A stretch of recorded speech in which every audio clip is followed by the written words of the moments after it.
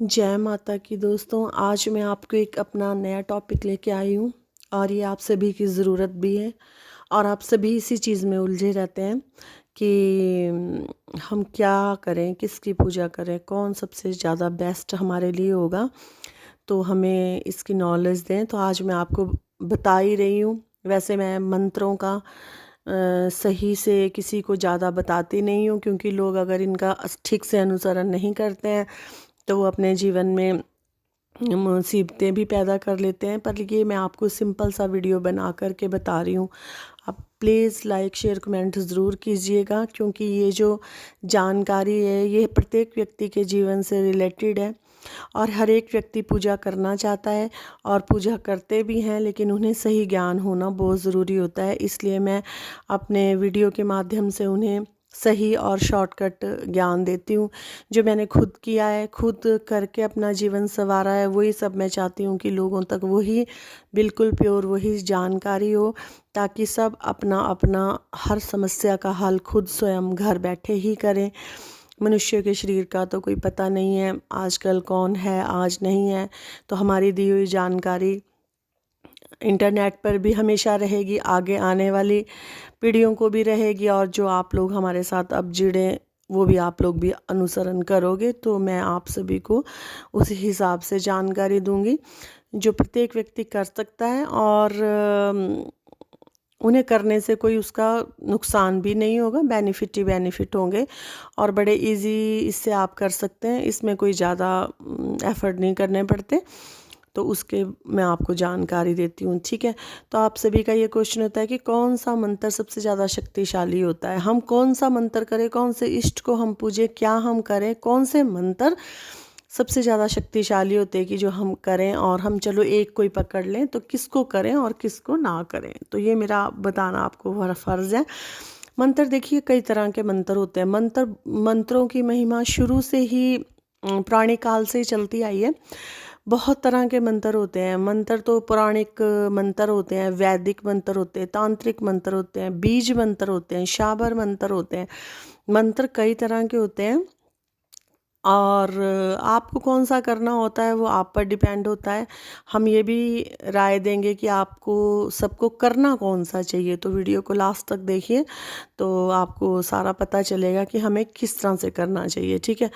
तो जो पौराणिक मंत्र होते हैं ना, ये पुराणों के मंत्र होते हैं। जैसे कि जैसे सुना होगा आपने, विष्णु पुराण होता है, शिव महापुराण होता है, ठीक है, देवी भागवत होता है, देवी पुराण होता है।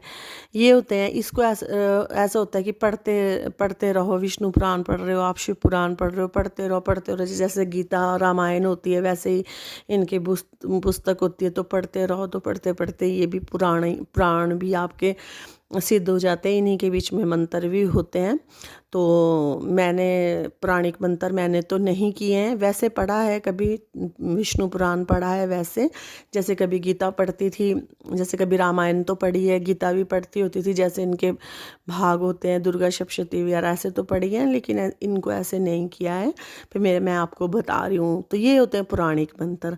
फिर आते हैं आपके वैदिक मंत्र। वैदिक मंत्र कौन से होते हैं? वैदिक मंत्र ये होते हैं जैसे कि गायत्री मंत्र हो गया, वो है ओम भूर्भुवस्वाहा तत्सवितुर्वरेण्यम भर्गो देवस्य धीमहि धियो यो न प्रचोदयात्, ठीक है।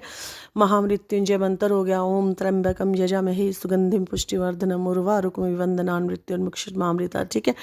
ये मुझे कंठस्थ इसलिए याद है क्योंकि मैंने इनके लाखों जाप किए हुए हैं। तो जो भी अगर आपने किसी का लाखों जाप किया होता तो वो सब आपको कंठस्थ हो जाती है चीज़। तो ये आपके वैदिक मंत्रों में आते हैं, ठीक है।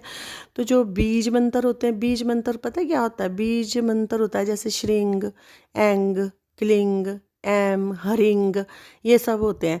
तो जो आपका ये शक्तिशाली होते हैं, ये सबसे ज़्यादा शक्तिशाली होते हैं बीज मंत्र। क्योंकि एक छोटा सा बीज अगर आप डालते हो, ज़मीन में डालते हो ना, तो वो देखो बाद में बड़ा होकर के कितना बड़ा पेड़ बन जाता है ना, कितना बड़ा पेड़ बन जाता है। और फिर वो एक छोटे से बीज से बन जाता है। वही बीज मंत्र का होता है। ये छोटा सा होता है, एक अक्षर का होगा, दो अक्षर का होगा, लेकिन ये कार्य बड़ी जल्दी करता है। और मंत्रों के द्वारा देवी देवता बंधते हैं, मंत्रों के द्वारा सारा कुछ होता है। आपका मंत्र सिद्ध होगा तो वही आप किसी रोगी को बोलेंगे, वही आप उसको जल में पढ़ के देंगे, वही आप मंत्र उसके ऊपर को फूकेंगे, जिसके द्वारा उसका संकट और रोग काटा जाता है, क्योंकि उसकी आपने महारत सिद्धि हासिल की होती है। ठीक है, बार बार उसका असंख्य जाप करके तो आपने, तो ये जो बीज मंत्र होते हैं ये सबसे शक्तिशाली होते हैं। तभी तो कहते हैं ना कि निवारण मंत्र ओम ऐं ह्रीं क्रीं चामुंडाय विच्चे, तो जो ये मंत्र है ये सबसे ज़्यादा पावरफुल मंत्र है, क्योंकि इसमें एक बीज नहीं लगे हुए हैं, इसमें 2-3 बीजों का समावेश करके इसको एक मंत्र तैयार किया गया है। आप देखिए कि वैष्णो माता से आपको लाइव जब चलता है तो हर टाइम इस मंत्र का उच्चारण होता है, तो ये हर तरह से प्रयोग करता है और इसके बराबर पावरफुल मंत्र कोई नहीं है। इसमें सभी ग्रह आ जाते हैं और सभी देवी देवता भी आ जाते हैं। ठीक है, तो ये सबसे ज़्यादा पावरफुल मंत्र है। आपका अगर सही उच्चारण होगा तो आपको सिद्धि प्राप्त करने से कोई नहीं रोक सकता। किसी की पर्सनल प्रॉपर्टीज़ नहीं है ये मंत्र और ये सब चीज़, ये सब अपना अपना सब कर सकते हैं आप। बस आपके अंदर वो जज्बा होना चाहिए, वो शिद्दत होनी चाहिए कि हमें बैठना है और सिटिंग देनी है और प्रभु के चरणों में हमने 1-1.5 घंटा 2 घंटा स्पेंड करना है। और बस फिर जब आपको कृपा होगी उसके बाद फिर तो आप जैसे बैठो वैसे बैठो, थोड़ा बैठो ज़्यादा बैठो, पर एक बार तो मेहनत करनी पड़ती है। जैसे हम पढ़ते हैं, पढ़ाई करते हैं, एक बार तो पढ़ाई लिखाई करनी पड़ती है ना, उसके बाद हम ऑफिसर बनते हैं तो फिर आपको फिर सैलरी मिलती है। पढ़ाई तो की ना, इतने सालों आपने की, और फिर उसके बाद एकदम से तो नहीं ना बन जाते आप लोग ऑफिसर कि हाँ जी पैदा हुए और पढ़ेंगे लिखेंगे भी नहीं और आप बड़ी सीट पर भी बैठ जाएंगे, है ना। तो ये सब इसका भी होता है, पढ़ाई हर चीज़ में करनी ही पड़ती है। तो जैसे अब किसी ने धन प्राप्त करना है, धन की किसी को कमी है, तो वो लक्ष्मी माता की पूजा कर सकते हैं, लक्ष्मी माता का बीज मंत्र कर सकते हैं। लक्ष्मी माता का हरिंग भी बीज मंत्र है और श्रृंग भी बीज मंत्र है माता रानी के। ये दोनों ही लक्ष्मी माता के, ये जो हरिंग माता, ये भी माता भुवनेश्वरी होती है, ये भी माता लक्ष्मी की तरह ही होती है, उनका भी ऐसा ही कार्य होता है। श्रृंग माता लक्ष्मी की का होता है, वो उनकी उपासना की जाती है श्रृंग मंत्र से। तो अगर आप माला ले लेते हो, वैसे तो स्फटिक की माला महालक्ष्मी जी को लगती है, पर अगर आप लोग ये सब नहीं कर सकते तो रुद्राक्ष की माला हर एक को लगती है।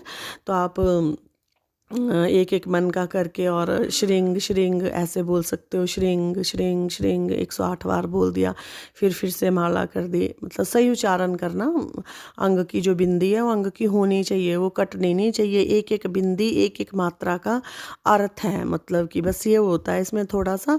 और फिर आपके खुद ही वो जीभ पर, आपके मन में तन में वो ऐसे खुद ही बजने लग जाता है वो मंत्र। ठीक है, तो ये जो बीज मंत्र होते हैं ये याद भी जल्दी हो जाते हैं, इससे आपको समस्या भी कोई नहीं होती है और ये टफ भी नहीं होते हैं करने। बस एक आप अपना लो कि आपका उद्देश्य क्या है, आपने किस चीज़ के लिए करना है। ये सब तो उद्देश्य के लिए होते हैं, बाकी तो आपने मोक्ष प्राप्ति के लिए प्रभु भजन करना है, सिर्फ प्रभु भजन करना है, तो आप ओम नमः शिवाय आराम से अपना ये मंत्र राम राम श्री कृष्ण गोविंद हरे मुरारी हे नाथ नारायण वासुदेवा, ये सब आप कर सकते हैं।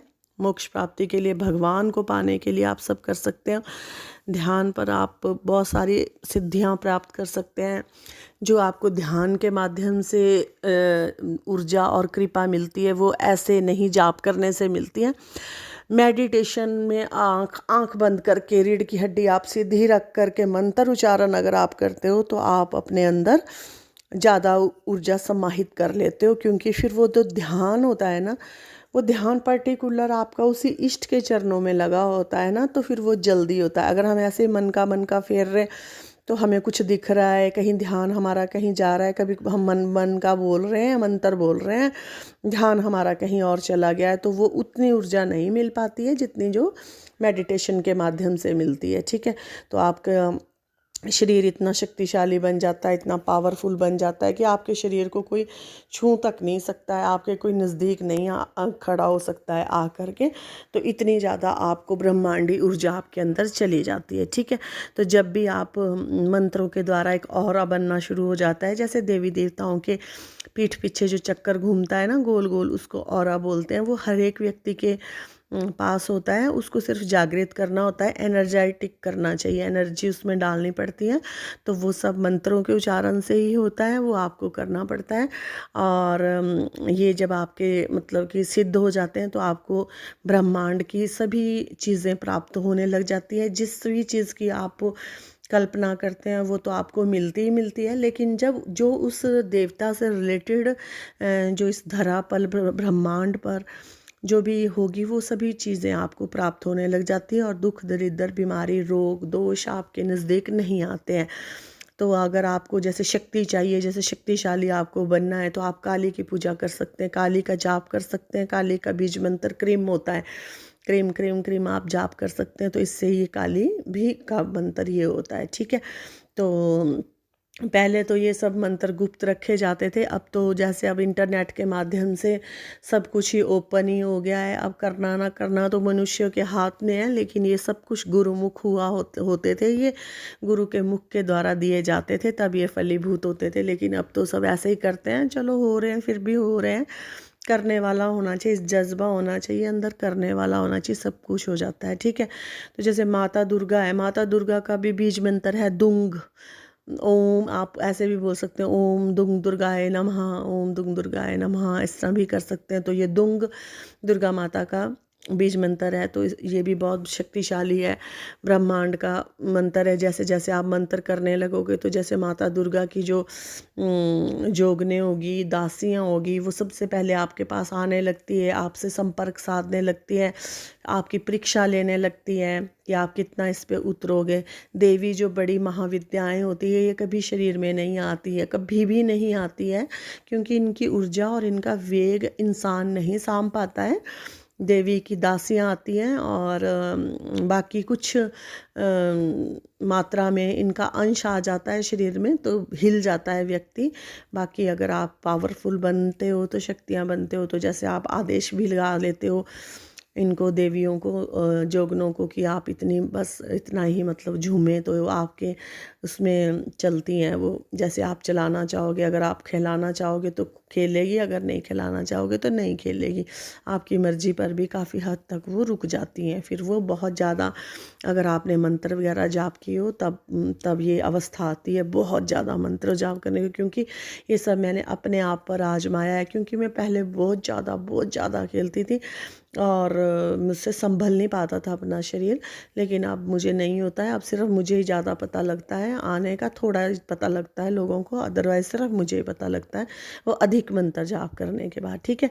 तो वैदिक मंत्र सबसे ज़्यादा शक्तिशाली होते हैं और इसमें आपका वैदिक मंत्र में ये होते हैं, जैसे ओम नमः शिवाय हो गया, निवारण मंत्र हो गया, ये भी होते हैं, ये भी शक्तिशाली होते हैं। आप वैदिक मंत्र भी कर सकते हैं, तो और पौराणिक मंत्र भी कर सकते हैं, बीज मंत्र भी कर सकते हैं, जैसा आप करना चाहो वैसा कर सकते हैं। पर मैंने आपको बता दिया कि बीज मंत्र सबसे ज़्यादा पावरफुल होते हैं।